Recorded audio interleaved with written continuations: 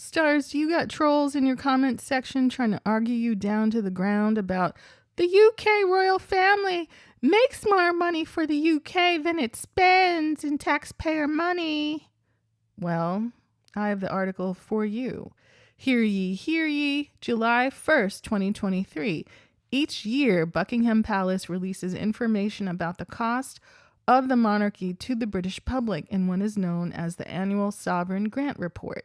And this year, the accounts reveal expenditure from the financial year April 2022 to the end of March 2023, during what the palace described as a unique period in the history of the monarchy in the UK. As we look back on those 12 months, we reflect on how the nation came together to celebrate the Platinum Jubilee of Queen Elizabeth II in June and to mourn Her late Majesty in September, while marking the accession of the King as well as the months of preparation leading up to their Majesty's coronation. The King's Treasurer, known as the Keeper of the Privy Purse, Sir Michael Stevens, said in a statement. Sir Michael added that the royal household has not been immune to the challenges of the pandemic and inflation to the economy. However, with an income of £51.8 million plus an additional £34.5 million to pay for the 10-year refurbishment of Buckingham Palace, the palace is wise not to be trying to convince the British people that they should receive more public money. Indeed, the funds from the sovereign grant do not reflect the full costs of the monarchy, as their round-the-clock security costs are not included and are never revealed. Campaigners also argue that the money that the king receives from the Duchy of Lancaster and the Prince of Wales receives from the Duchy of Cornwall, which is millions each year and is sometimes referred to as private money, could be diverted for the public good if the monarchy was abolished. Royals have long hidden their true cost, which we have worked out to be at least £345 million, anti-monarchy group Republic said in a statement today. That's enough to pay for 13,000 new nurses or teachers. Indeed, one hears you have to wait years for dental care, even though they have socialized medicine. It would be like Bernie Sanders' dream for the public option, just free health care for everybody. But it takes years and it's apparently not that great. The accounts showed that the palace dipped into reserves last year, as the £86.3 million they received in total was not enough to pay for everything they needed, resulting in them calling on £20 million from reserve funds. The palace said this was due to significant work relating to the resurfacing of Buckingham Palace and the costs associated with the change of reign, as well as the impact of the consumer price index rising by 10.1%. Royal family members carried out a total of 2,700 engagements across the 12-month period, and the palace said it hosted 330 events, including receptions, investitures, and garden parties, hosting a total of 95,000 guests.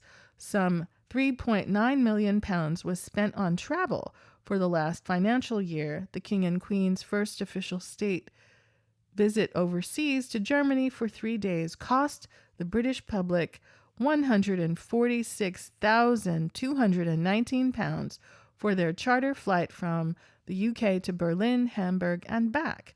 When Prince William and Kate went to Boston for the Earthshot Awards in November, their flights plus staff flights cost a total of £48,034.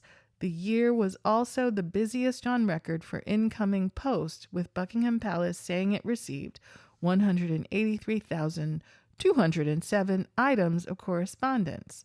The report also revealed the individual salaries of some senior staff. Does that include those naughty interns who messed up all that Photoshop and AI? Colin, Ian. Charles's private secretary, Clive Alderton, has a full-time equivalent salary of £205,000 to £210,000, and Treasurer Sir Michael Stevens earns a full-time salary of £215,000 to £220,000. However, Camilla's right-hand woman, Sophie Densham, is reported as having a much lower full-time equivalent salary, the sexism, of £90,000 to £95,000. Buckingham Palace took the opportunity to highlight in the annual review that they have prioritized a new inclusion and diversity strategy. Where? This saw the introduction of a comprehensive suite of education resources that they don't use and learning programs for all leaders and employees who are not people of color, designed to build knowledge, understanding, and capability to promote a positive and inclusive working culture with high levels of staff engagement, all the while still bullying Meghan Markle. The report reads, in addition, grassroots networks continue to support initiatives to underpin progress on representation and the creation of an inclusive culture while keeping the working royals all white. Am I wrong? Is it a coincidence, or did you drive out the one raisin in the oatmeal?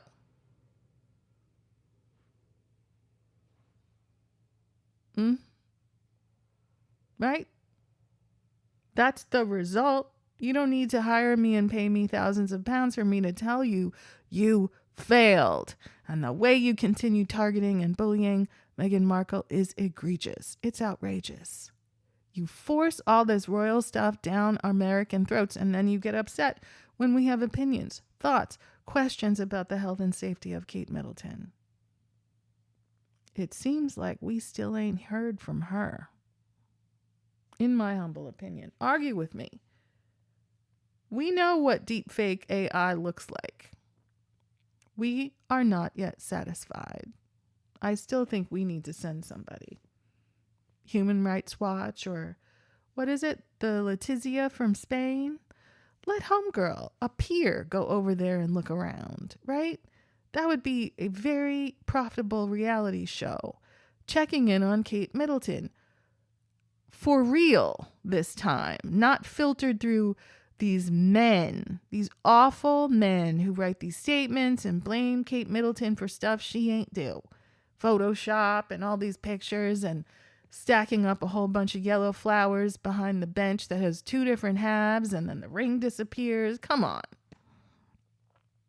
I'm surprised they didn't redo the so-called footage and then reissue it and say, oh, those are fibs. I shouldn't give them any ideas. Anyway, let me know what you think.